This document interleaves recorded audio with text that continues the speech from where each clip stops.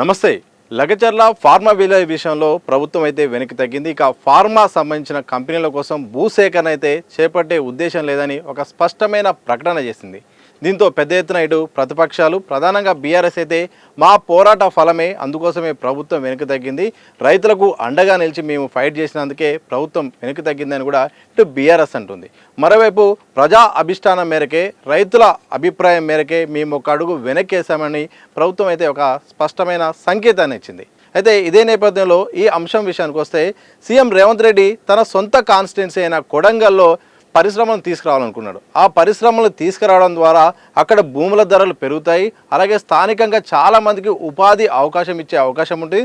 తద్వారా చాలా గ్రామాలు, చాలా మండలాలు కూడా అభివృద్ధి అయ్యే అవకాశం ఉంటుంది అని కూడా ఆయన ఉద్దేశంతో అక్కడ పరిశ్రమలు తీసుకొద్దాం అనుకున్నారు. దీనిలో భాగంగా ఫార్మా విలేజ్ను ఇటు హకీంపేట అవుతుంది, లగచర్ల అవుతుంది, పోలేపల్లిలో అయితే అక్కడ నిర్మించడానికి తలపెట్టారు. సో ఈ నేపథ్యంలో అక్కడ స్థానికంగా ఉన్న రైతులు పెద్ద ఎత్తున ఉద్యమాలు చేయడం, దానికి ప్రతిపక్షాలు కూడా వారికి అండగా ఉండడం, అది జాతీయ స్థాయిలో వెళ్ళడం, ఏకంగా స్థానిక కలెక్టర్ని అక్కడ దాడి చేయడం, అధికారులపైన కూడా దాడులు జరగడంతో ఈ అంశం పెద్ద ఎత్తున చర్చ జరిగింది. ఈ నేపథ్యంలో రాష్ట్ర ప్రభుత్వం అయితే ఒక కీలకమైన నిర్ణయం తీసుకుంది. ఇక మేము ఫార్మా విలేజ్ను ముందుకు వెళ్ళే అవకాశం కనిపించట్లేదు, ఎందుకంటే పెద్ద ఎత్తున రైతులు ఫార్మా సిటీకి వ్యతిరేకిస్తున్నారు. ఏదైతే రసాయన సంబంధించిన కంపెనీలు వస్తున్నాయో అవి మాకు వద్దు, దాని ద్వారా మా గ్రామాలు కలుషితమవుతాయి, చుట్టుపక్కల అన్ని ప్రాంతాలు కూడా కలుషితమై మా భవిష్యత్తు అంధకారంలో పడుతుంది, అందుకోసమే ఫార్మా అనే కంపెనీలు అయితే మేము వ్యతిరేకిస్తున్నాము, అది తప్ప వేరే ఏదైనా పర్లేదంటూ కూడా రైతులు చెప్పారు. ఇదే లాజిక్ను సీఎం రేవంత్ రెడ్డి చాలా స్పష్టంగా చాకచక్యం వ్యవహరించి ఈ విషయంలో మాత్రం ఒక స్పష్టమైన ప్రకటన రాష్ట్ర ప్రభుత్వం చేసింది. ఏదైతే ఫార్మా విలేజ్ తలపెట్టామో అక్కడ ఫార్మాకు రైతులు వ్యతిరేకిస్తున్నారు. సో ఇక్కడ ఈ వ్యతిరేకిస్తారు కాబట్టి వాళ్ళని ఇబ్బంది పెట్టే పరిస్థితి లేదు, అందుకోసమే ఇక ఫార్మా కంపెనీలు అక్కడ పెట్టదలుచుకోలేదు అంటూ ఆయన ఒక వ్యాఖ్యలు చేశారు. దీంతో ఇటు 2-3 రకాల ఒక మెసేజ్లు ఫార్వర్డ్ చేసింది. ఒకటి, మేము ప్రజల అభిప్రాయానికి రెస్పెక్ట్ ఇస్తాము. గత సర్కార్ అయితే బీఆర్ఎస్ భూసేకరణ విషయంలో ఎట్టి పరిస్థితుల్లో కూడా వెనక్కి తగ్గలేదు. ఇటు ఫార్మాసిటీ విషయంలో అయితేంది, ఇంకా చాలా అంటే భూసేకరణ విషయంలో ఎన్ని పోరాటాలు చేసినా కానీ వెనక్కి తగ్గలేదు. అటు కాళేశ్వరం విషయంలో కూడా అక్కడ కూడా అలాగే చేసింది. కానీ మేమైతే ఇటు ప్రజల్లో ఇంత వ్యతిరేకత రావడంతో ఒక అడుగు వెనక్కి వేశామని ఒక సంకేతాన్ని ఇచ్చింది. దాంతోపాటు ఇక్కడే రేవంత్ రెడ్డి తన చాకచక్యాన్ని ప్రదర్శించారు.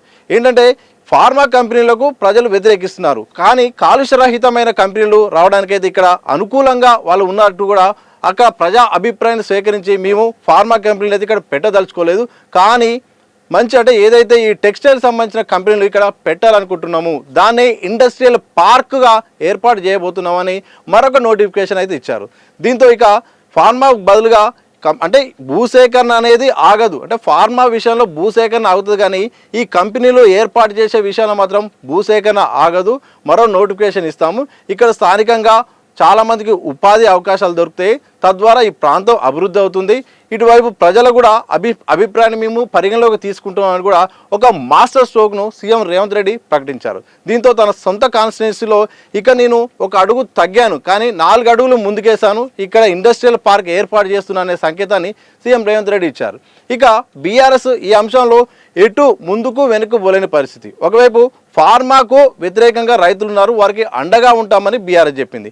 ప్రభుత్వమేమో మేము ఫార్మా కంపెనీలు ఇక్కడ ఏర్పాటు చేయదలుచుకోలేదు, టెక్స్టైల్ అలాగే కాలుష్య రహితమైన కంపెనీలు అయితే ఇక్కడ ఏర్పాటు చేయడానికి సిద్ధంగా ఉన్నాం, ప్రజలకు ఎలాంటి ఇబ్బంది జరగకుండా వాళ్ళకు ఉపాధి అలాగే అభివృద్ధి జరిగే విషయంలో మేము ముందుకెళ్తున్నాం ఇటు ప్రభుత్వం చెప్పడంతో ముందుకు వెనుకకు వెళ్ళలేని పరిస్థితి. బీఆర్ఎస్ వ్యతిరేకిస్తే అభివృద్ధిని వ్యతిరేకిస్తుంది, వాళ్ళు మాత్రం చేస్తే అభివృద్ధి మేము చేయొద్దా, గతంలో వాళ్ళు పరిశ్రమల కోసం భూసేకరణ చేశారు, మేము ప్రజా అభిప్రాయం ప్రకారం మేము కంపెనీలు పెట్టాలనుకుంటే అభివృద్ధి చేయట్లేదని వాళ్ళే అంటున్నారు, అభివృద్ధి చేద్దామని ముందుకెళ్దామంటే వాళ్ళే అడ్డుకుంటున్నారు అనే ఒక మెసేజ్ను ప్రభుత్వం బీఆర్ఎస్ను టార్గెట్ చేసే అవకాశం ఉంది.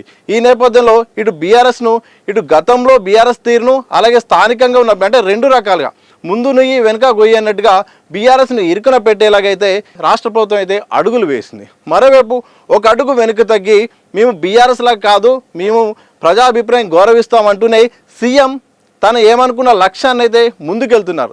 తన సొంత నియోజకవర్గంలో ఎట్టి పరిస్థితుల్లో అక్కడ నా హయాంలో అక్కడ పరిశ్రమలు ఏర్పాటు చేయాలి, ఈ ప్రాంతాన్ని అభివృద్ధి చేసుకోవాలి, నాకు అవకాశం సీఎంగా వచ్చినప్పుడు నా కాన్స్టిట్యున్సీ చేసుకోవాలని తన ఉద్దేశాన్ని అయితే అమలు చేస్తున్నట్టుగా ప్రకటించారు.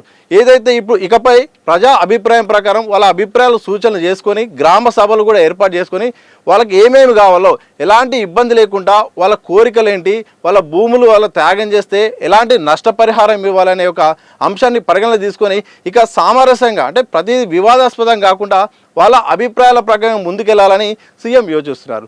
ఏదేమైనా ఇటు ప్రతిపక్షాల నుండి వచ్చిన ఆరోపణలు ముందు తీసుకుంటున్నారు, అలాగే దాంతోపాటు మేము తగ్గాము, తప్పకుండా అభివృద్ధికి ముందుకెళ్తాం, దాంతోపాటు అభిప్రాయ సేకరణతో వెళ్తామని ఒక సంకేతాన్ని అయితే ఇచ్చారు. ఏదేమైనప్పటికీ ఇటు లగచర్ల అంశం అవుతుంది, నిన్న నిర్మల కూడా ఇథనాల్ విషయంలో కూడా వెనక్కి తగ్గి చాలా అంటే మేము వ్యతిరేకత వస్తే వెనక్కి తగ్గుతాం, గత సర్కారు కాదు అనే ఒక సంకేతాన్ని ఇచ్చింది. ఇలా సీఎం రేవంత్ రెడ్డి తన ఇలాకాలో ఇండస్ట్రీ పెట్టడానికైతే సుముఖంగా ఉన్నారు, అలాగే ప్రజా అభిప్రాయం తీసుకుంటున్నారు.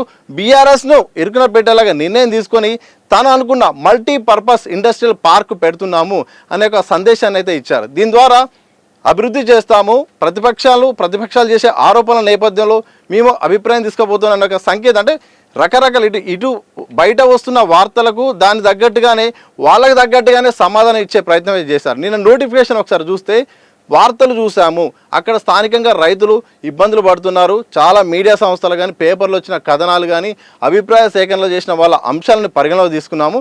వాళ్ళు ఫార్మా అనే అంశాన్ని వ్యతిరేకిస్తున్నారు, అంటే ఫార్మా కాకుండా ఏదైనా ఓకే అన్నట్టుగా వాళ్ళు మాట్లాడారు. సో ఆ ఫార్మా అనే అంశాన్ని పక్కా పెడుతున్నాం. సో దీని ద్వారా రేవంత్ రెడ్డి అల్లుడు పరిశ్రమలు పెడుతున్నాడు, ఆయన కోసమే ఫార్మా తీసుకొస్తున్నారంటూ కేటీఆర్ కానీ బీఆర్ఎస్ పార్టీ పెద్ద ఎత్తున ఆరోపణలు చేసింది. దాంతోపాటు ఇటు బీజేపీ కూడా అక్కడ యాత్ర చేపట్టింది. సో ఈ లగచర్ల యాత్ర చేపట్టింది. ఇటు వామపక్షాలు కూడా అక్కడికి వెళ్ళే ప్రయత్నం చేసాయి, వాళ్ళతో మాట్లాడాయి.